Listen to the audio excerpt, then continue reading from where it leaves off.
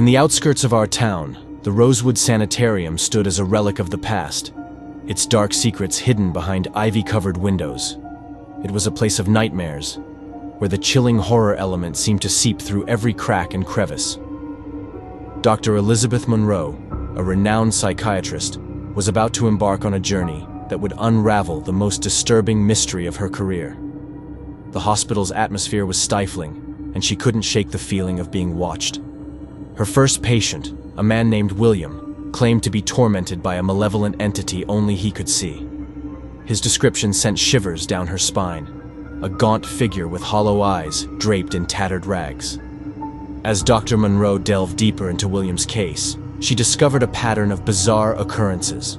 Mysterious scratches appeared on the patients' bodies overnight, as if an invisible force was tormenting them. The hospital's dark history became a central enigma in our story.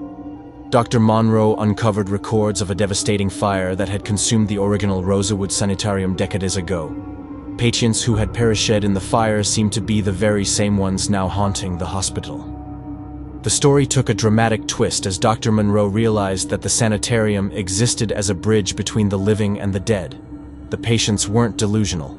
They were bearing witness to the spirits of those who had perished, seeking retribution. In a harrowing revelation, Dr. Monroe understood that she had been chosen by these vengeful spirits to uncover the truth and bring them peace.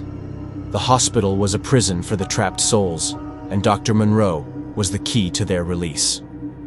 As she delved deeper into the mystery, Dr. Monroe unearthed a hidden chamber beneath the hospital. It was here that the story's shocking climax unfolded, as Dr. Monroe faced the malevolent entity in a terrifying showdown. In the end, she released the spirits and ended their torment. But the twist came in the form of a chilling revelation. The entity she had vanquished was none other than her own doppelganger, a manifestation of her darkest fears and desires. The hospital had used her as a vessel to confront its own demons, and in doing so, she had unknowingly set the spirits free. As the story concluded, the sanitarium crumbled to dust, and Dr. Monroe was left to ponder the true nature of the horrors she had witnessed. In the heart of the city, the Danversville Asylum stood as a grim fortress, casting long, eerie shadows that struck fear into the hearts of the townsfolk.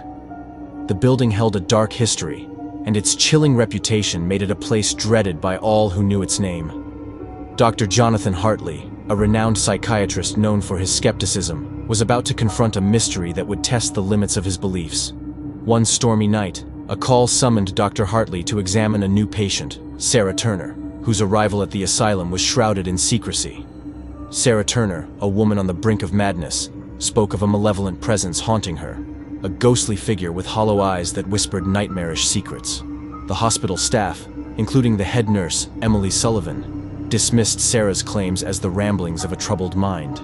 Yet, as Dr. Hartley delved deeper into Sarah's case, he couldn't ignore the mounting evidence of strange and inexplicable occurrences within the asylum. His investigation unearthed a disturbing connection between Sarah and Emily Sullivan. Emily had lost her daughter in a tragic accident, an accident linked to Sarah's past. The mystery deepened as Dr. Hartley realized that Sarah had been wrongfully accused, leading to her descent into madness. The hospital held the truth of what had truly transpired. In a shocking twist, Dr. Hartley uncovered that Sarah was not a patient but a manifestation of Emily's guilt and remorse, a ghostly entity born from Emily's tortured conscience. The horror element reached its peak as Dr. Hartley understood that the malevolent presence Sarah described was, in fact, Emily's own guilt personified. As the story reached its climax, Emily faced her past and the horrifying truth she had suppressed for years. In a heart-wrenching revelation, Emily chose to confess her crime, exonerating Sarah's memory and putting to rest the vengeful spirit that had tormented the hospital for so long. The twist came as the hospital, once a place of darkness, began to heal. The tormented spirits found peace, and Sarah's presence faded into the ether. Dr. Hartley was left to grapple with the profound realization that sometimes the true horror lies not in the supernatural, but in the depths of the human soul.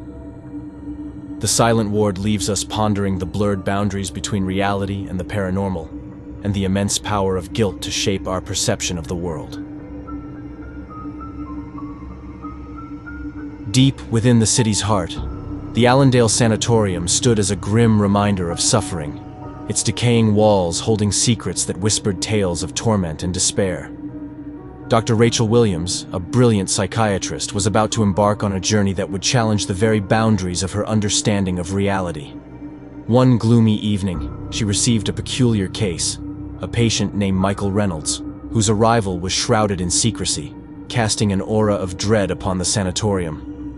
Michael was a man tormented by vivid nightmares that seemed all too real. He spoke of a malevolent presence that haunted the hospital, a spectral figure with hollow eyes that whispered horrifying secrets into his ears. Initially skeptical, Dr. Williams couldn't ignore the terror etched into Michael's eyes and the mounting evidence of the supernatural. Her pursuit of the truth uncovered a chilling connection.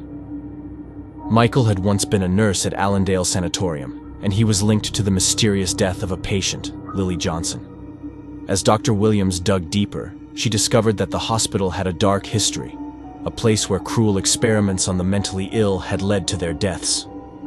Lily Johnson had been one of these unfortunate souls. The story took a sinister turn as Dr. Williams realized that Michael Reynolds was not just a patient, but the embodiment of guilt and remorse, a living manifestation of the hospital's haunted past.